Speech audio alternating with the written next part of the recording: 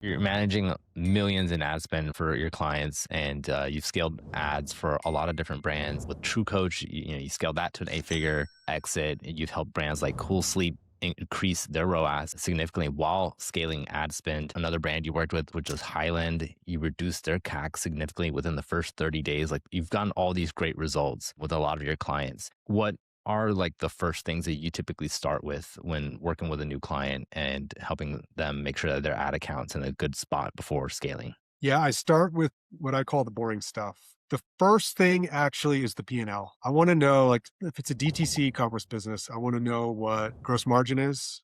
I want to know, like, what it costs to build and deliver and support the product. I want to know what the operating expenses are of the business. Trying to figure out how much is left over on the P&L for customer acquisition. And that kind of gets me to like a target CAC. And that's probably the most important metric in the engagement. Because if I can hit the target CAC and that target leads to like profitable growth for the business, everybody's happy. A lot of times these businesses, they don't really know what their CAC target is. Or if they don't have a lot of margin for customer acquisition, they don't realize they have to do the hard thing, which is lower their OPEX, or find a way to lower their COGS, or increase their AOV. Like there's only so many levers you can pull. So I love orienting around the P&L, and there's usually a lot of good data.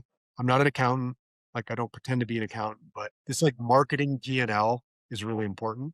And I'm just trying to figure out like, what can I afford to spend to acquire a new customer? What's my CAC target? And then also like, what's the LTV of the average customer? The next thing, really boring, is tracking. So it's messy, it's technical, an afterthought.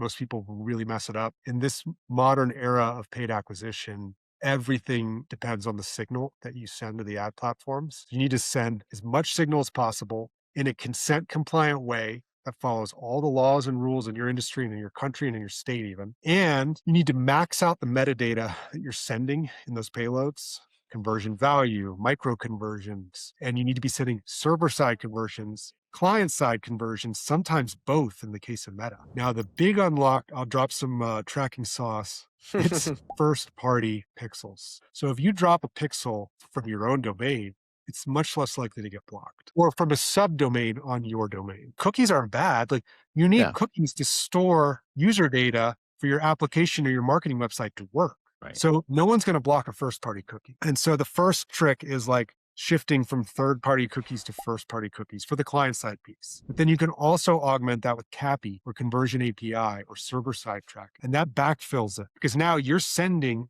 events from your server to Meta server, and that cannot be blocked. Now, you still have to honor consent. You still have to do it in a consent compliant way. I focus all my effort up front because it's like, I don't want to touch an ad account with bad data. Like it just makes my job so much harder as a creative strategist, as a media buyer, as a performance marketer, if the data is broken or incomplete or not fully maxing out the signal.